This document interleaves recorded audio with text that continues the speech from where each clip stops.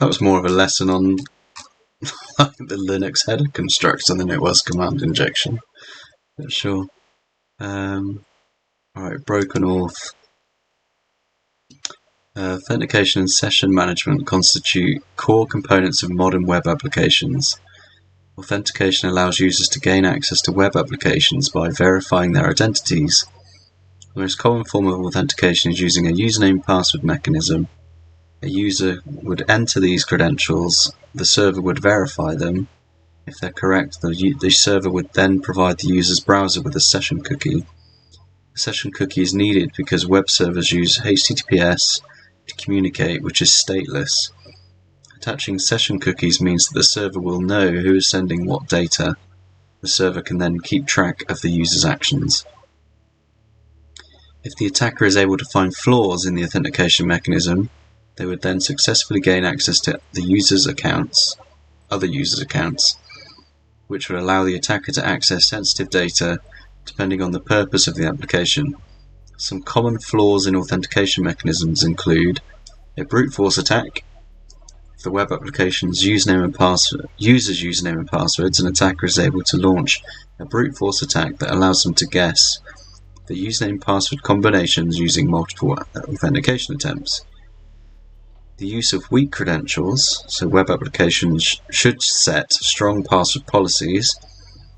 If applications allow users to set passwords such as password1 or common passwords, the attacker is able to easily guess them and access the user's account. They can do this without brute forcing and without multiple attempts. Weak session cookies. So session cookies are how the server keeps track of the users. If the cookie contains predictable values, an attacker can set their own session cookie and access the user's account. There can be various mitigations for broken authentication depending on the exact flaw. To avoid password guessing attacks, ensure the application forces a strong password policy.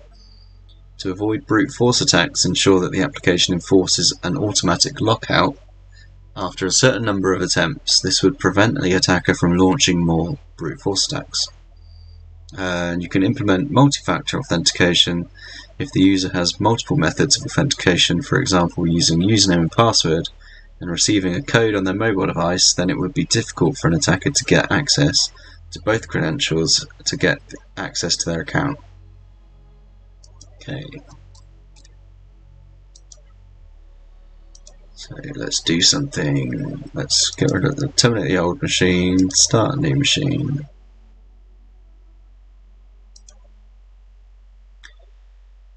Right, while that's starting, for this example, we'll be looking at a logic flaw within an authentication mechanism.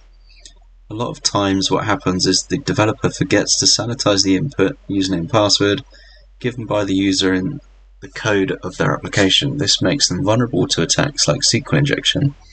However, we're going to focus on a vulnerability that happens because of a developer's mistake, but is very easy to exploit, re the re-registration of an existing user. Let's understand this with the help of an example. There is an existing user with the name admin, and now we want to get access to their account. So what we can do is try to re-register that username, but with a slight modification. We're going to enter space admin. Notice the space at the start. Now when you hit enter in that username field and enter the other required information like email, ID, password and submit, it will actually register a new user, but the user will have the same right as normal admin. The new user will also be able to see all content presented under the user admin. So it's doing some kind of space trimming and then just incorrectly re-adding an admin account.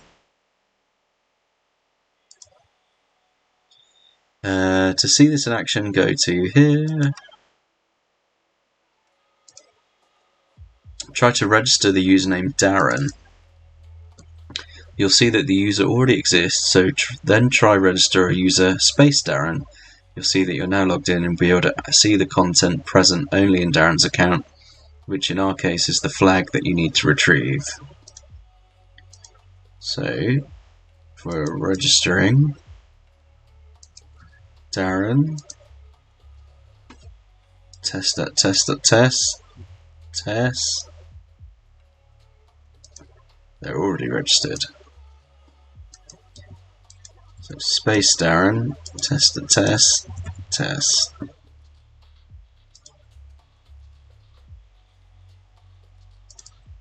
Learn about hacking authentication. This room will focus on teaching the basics of auth. Oh, I'm guessing it just created a password. It didn't ask me to put test, sign in.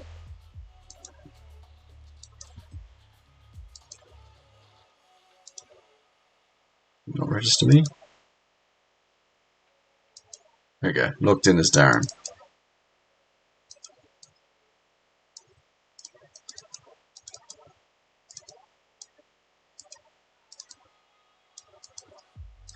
So let's copy my flag.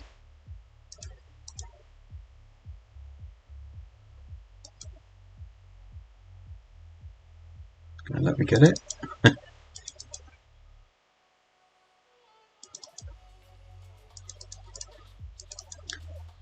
Okay, right, copy that.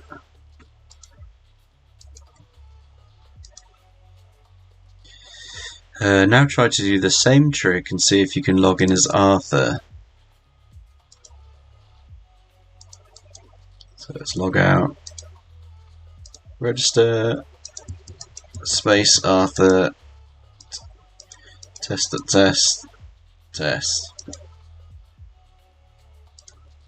Sign in, space Arthur, test.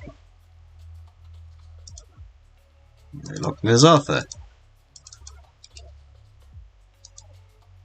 So it's really annoying that I can't just nicely grab that.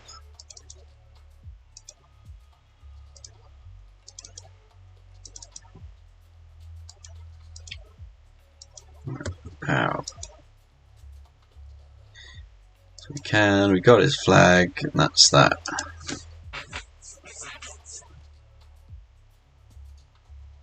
It's interesting, you had to log in with space Arthur rather than logging in with Arthur. Like, it's got to be like the correct username that you made.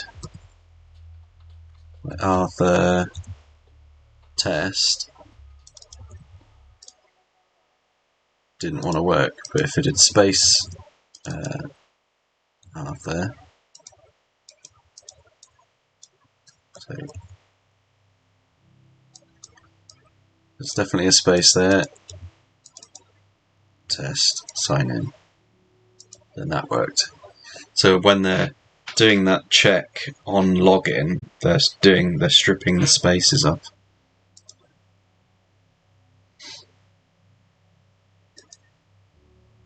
So make you